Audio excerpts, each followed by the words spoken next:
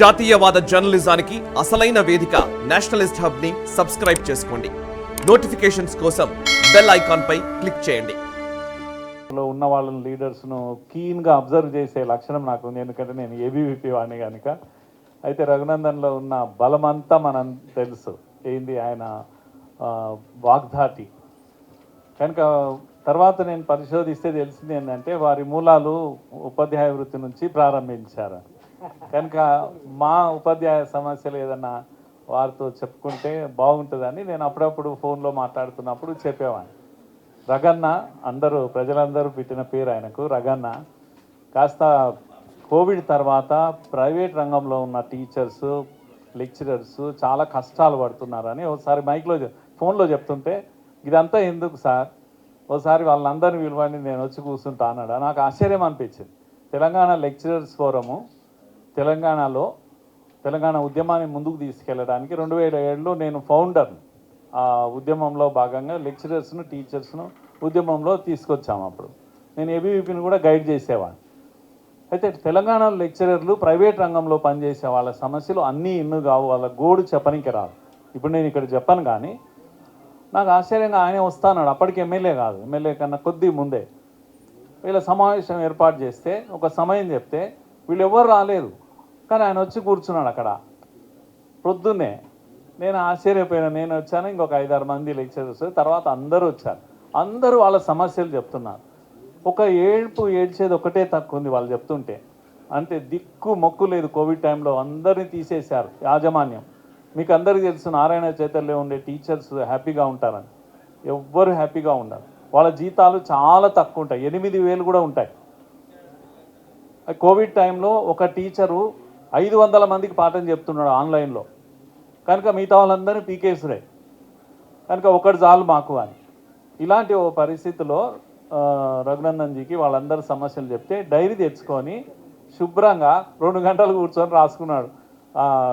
టీచర్లు పిల్లలకు పాఠం చెప్తే ఎట్లనో అట్లా రాసుకున్నాడు రఘునందన్. అలా చూశాను నేను ఆయన, ఇప్పటికీ గుర్తుంది అది ఆ పిక్చర్. తర్వాత సరే లక్కీగా అసెంబ్లీకి వెళ్ళారు.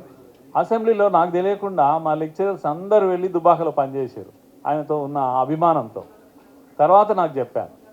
సో ఇలాంటి ఒక సందర్భాన్ని ఊరికే మీకు గుర్తు చేస్తున్నాను. ముఖ్యంగా తెలంగాణలో మన ఆకాంక్షలు ఏవైతే అనుకున్నామో 10 ఏళ్ల తర్వాత అవి నెరవేరలేదు. ముఖ్యంగా మనకు తెలుసు, విద్యారంగము విధ్వంసమైంది తెలంగాణలో. అలాంటి పరిస్థితుల్లో నేను మీ అందరి ముందర రఘన్నకు ఒక విజ్ఞప్తి చేస్తున్నా. ఏంటంటే మీ వాయిస్ చాలా మంచిది, చాలా బలమైనది కనుక రేపు పార్లమెంటులో మనకు 91 తర్వాత దేశంలో విద్యారంగం ప్రైవేటీకరణ జరిగింది. అన్నిటితో పాటు ప్రైవేటీకరణ వల్ల లాభాలు నష్టాలు రెండూ ఉన్నాయి. కానీ విద్య 70% ప్రైవేట్లో ఉంది, ఇప్పుడు 30% ప్రభుత్వం చేతిలో ఉంది. ప్రైవేట్లో ఉన్న విద్య డబ్బున్నోడికే అది అందుతుంది. ముఖ్యంగా నాణ్యమైన విద్య డబ్బున్నోడికే అందుతుంది. కనుక ఇంటర్నేషనల్ స్కూల్స్ మన హైదరాబాద్లో ఉన్నాయి. అవన్నీ చెప్పే అవసరం లేదు. ఎన్ని ఉన్నాయి, ఎంత ఫీజులు వసూలు చేస్తున్నాయని. పేదోడు అక్కడికి పోతాడా? పోడు. కానీ కేంద్రీయ విద్యాలయాలు పేదోడికి కూడా అందుబాటులో ఉన్నాయి. అవి ప్రభుత్వ విద్యా సంస్థలు, దానికి రికమెండేషన్స్ ఉంటాయి. కేంద్రీయ విద్యాలయాలు ప్రభుత్వం నడుపుతుంటే అంత బలంగా ఎందుకు నడుస్తున్నాయి? ఎందుకు రాష్ట్ర స్థాయిలో అలాంటి విద్యాలయాలు ఎందుకు ఉండకూడదు? పేదోడికి అటువంటి విద్య ఎందుకు లభించకూడదు? ఉన్నంతలో గురుకుల స్కూల్స్ కొన్ని ఉన్నాయి. మొత్తం గవర్నమెంట్ స్కూల్స్ అన్నీ కూడా గురుకులలా లేకపోతే కేంద్రీయ విద్యాలయాల్లాగా ఎందుకు మారకూడదు అని. కనుక రఘునందన్ గారికి నా విజ్ఞప్తి ఏంటంటే, పేదోడి విద్య, నాణ్యమైన విద్య ఈ దేశంలో రావాలి. ఎన్ఈపి 2020 34 ఏళ్ల తర్వాత విద్యారంగం పాలసీ మారింది. కస్తూరి రంగం లాంటి మేధావులు ఇది ఇచ్చారు. దయచేసి మీరు దీని మీద స్టడీ చేయండి. క్వాలిటీ లేని విద్యతో ఈ దేశం నష్టపోయింది. ఇప్పటికే 10th వరకు పాస్ అవుతున్నారు. మీరందరూ దయచేసి ఆలోచించండి. పిల్లలు 10th పాస్ అవుతున్నారు, ఇంటర్ పాస్ అవుతున్నారు. అక్షరం ఒక తప్పు లేకుండా ఒక పేజీ రాయలేని పరిస్థితి ఉందా లేదా అని నేను అడుగుతున్నాను. ఇంగ్లీష్లో వదిలిపెట్టండి, తెలుగులో రాయలేకపోతున్నారు. మీరు జర్నలిస్టులు కదా, మీరే రాస్తారు కదా, కనుక రైటర్స్ కరువు అయిపోయారు కదా. ఎందుకు మరి 10th ఎట్లా పాస్ అయ్యిండు? అందుకే ఫౌండేషనల్ లిటరేసీ అండ్ న్యూమరేసీ అనే ఒక ప్రోగ్రామ్ ఉంది. 3వ తరగతిలో ఏ క్వాలిటీ ఉండాలో అది ఉంటేనే 4కి వస్తాడు, 4లో క్వాలిటీ ఉంటేనే 5కి వస్తాడు. ఇది ఎన్ఈపిలో ఈ పాలసీ ఉంది. ఇలాంటివి నేను 100 చెప్తాను. నేను ఇలాంటి పాలసీ వస్తే ఈ దేశం బాగుపడుతుంది. కానీ మోడీ ఇచ్చాడు కనుక ఈ పాలసీని మేము పెట్టము అని కేసీఆర్ దీక్ష పూనిండు. మోడీ ఇచ్చాడు కనుక ఈ పాలసీ తెలంగాణకు రాదు, కాంగ్రెస్ చెప్తుంది రేపు, ఎందుకంటే కర్ణాటకలో రద్దు చేసింది. మీరు ఇప్పుడు ప్రిపేర్ కాండి, చెప్పమంటే కూర్చొని మేము చెప్తాము ఈ పాలసీ ఎందుకు కావాలి. ఈ దేశం కోసం, ఇక్కడ ఉన్న నిరుపేద విద్యార్థులకు నాణ్యమైన విద్య అందడం కోసం, నీ కోసం నా కోసం కాదు, రాజకీయం కోసం కాదు ఇది. కనుక మీరు ఇప్పుడు చదువుకోండి, మీరు ఇప్పుడు ప్రిపేర్ కాండి. పార్లమెంట్లో మాట్లాడతారా, బయట మాట్లాడతారా, తెలంగాణలో ఎవడైనా వనకాలి, భయపడాలి, ఎన్ఈపి వద్దు అని చెప్పడానికి. మీ గొంతే సరైన గొంతు అని నేను అనుకుంటున్నాను. అవసరమైతే పార్లమెంట్లో మీకు సమయం దొరకదు.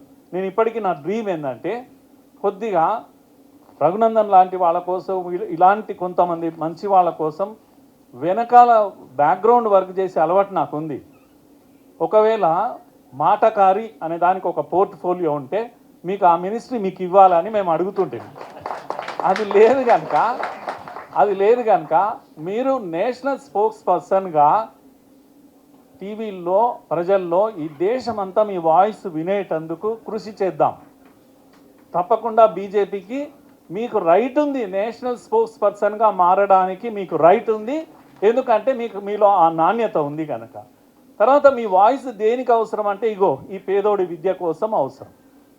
తర్వాత ప్రైవేట్ రంగంలో పోయిన టీచర్స్కు దిక్కు లేదండి. నేను యూనియన్ పెట్టి దత్తాత్రేయ గారు కార్మిక శాఖ మంత్రిగా ఉన్నప్పుడు ఆయన దగ్గర కూర్చున్నాను. ఒక 500 మందిని తీసుకెళ్ళి కూర్చున్నాను.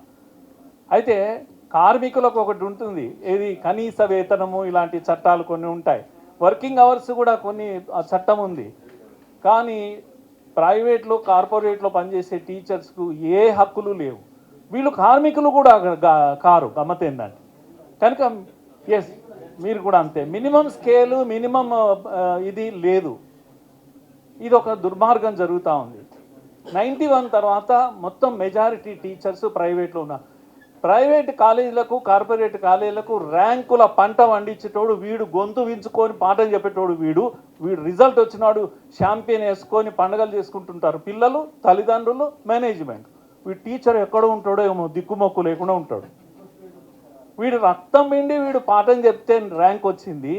కానీ మజా చేసేటోడు ఓడు, కోట్ల రూపాయలు దండుకునేటోడు ఇంకొకడు. ఇది ఫ్యాక్ట్ కదా. ఇది జర్నలిస్టు మిత్రులు కనుక ఇంత ఆక్రోషంతో నేను మీ ముందర చెప్తున్నా. కనుక ఇలాంటి ఒక మార్పు ఈ దేశంలో రావాలంటే ఇలాంటి గొంతుల యొక్క అవసరం ఉంది. తెలంగాణలో అవసరమైతే మీ ప్రభుత్వం వస్తే ఇంకా బాగుంటుంది. కానీ నాకు కూడా అనుమానం ఉంది.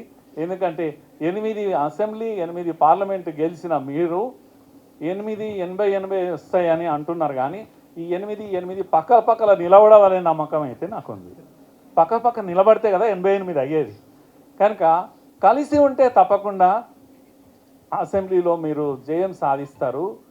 అధ్యక్షుడు ఎవరు లేకపోతే ఉపాధ్యక్షుడు ఎవరు ఇది ముఖ్యం కాదు. కానీ కలిసి ఉండగలిగితే ఆ రోజు కూడా పెద్ద దూరం లేదు. ముఖ్యంగా నేను ఈ వేదిక మీద మీ ముందు ఎందుకు చెప్తున్నానంటే ఈ రాష్ట్రంలో 40 ఏళ్ళుగా నేను కళ్ళతో చూస్తున్నాను. నలిగిపోయిన లక్షల మంది కార్యకర్తలు ఉన్నారు కింద. వాళ్ళు కోరుకుంటున్నారు ఈరోజు కాకపోతే రేపు అధికారంలో వస్తారు అని. కానీ నాయకులు మాత్రం పదవులను లేకపోతే వీటిని ఎంజాయ్ చేస్తూ కూర్చున్నారు. ఎందుకంటే వీళ్ళు కలిసి ఉండలేక, కలిసి కట్టుగా ప్రయాణం చేయలేక అన్యాయము కార్యకర్తలకు జరుగుతూ ఉంది అని మాత్రమే నేను విజ్ఞప్తి చేస్తున్నా. సో రఘునందన్ గారిని మీ అందరి ముందర అభినందిస్తున్నా. ప్రజల గొంతుక ఏంది, కార్యకర్తల గొంతుక ఏంది, ముఖ్యంగా సిద్ధాంతం కోసం పోరాడుతున్న వాళ్ళ యొక్క ఆలోచన ఏంది అనేది మాత్రమే చెప్పే ప్రయత్నం చేశాను. ధన్యవాదాలు. So the destiny of a nation is decided in the four walls of classroom అని. ఏ దేశ భవిష్యత్తు అయినా తరగతి గది యొక్క 4 గోడల మధ్యలో నిర్మితమవుతుందని స్వామి వివేకానంద గారు నమ్మినటువంటి ఆ సూక్తిని ఇప్పుడు పెద్దలు మురళీజీ మాకు అందరికీ నాకు బోధించినట్టు అర్థమైంది. తప్పకుండా sir, the destiny of the Telangana BJP will be decided between 8 MLAs and 8 MPs sir. No doubt will work together and will stand together. Will try to keep up the party in a right track sir. క్రమశిక్షణ కలిగినటువంటి కార్యకర్తగా అందరం కలిసి పనిచేస్తాం. పార్టీని అధికారంలోకి తెచ్చేందుకు నేను మొదట మైక్ పట్టుకున్నప్పుడే చెప్పినాను, మా అడుగులు తడబడ్డప్పుడు మమ్మల్ని సరిగా నడపాల్సిన బాధ్యత గురువుల మీదనే ఉంటుంది సార్.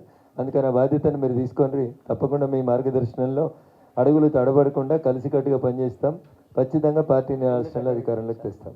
ఈ వీడియో మీకు నచ్చినట్టయితే లైక్ చేయండి, 10 మందికి షేర్ చేయండి. అలాగే కామెంట్ల రూపంలో మీ అభిప్రాయాలను మాతో పంచుకోండి. Nationalist hub group of channels ను సబ్స్క్రైబ్ చేసుకుని తెలుగునాట జాతీయవాద జర్నలిజాన్ని ప్రోత్సహించండి. ఈ వీడియో కింద ఉన్న బెల్ ఐకాన్ పై క్లిక్ చేయడం మర్చిపోవద్దు.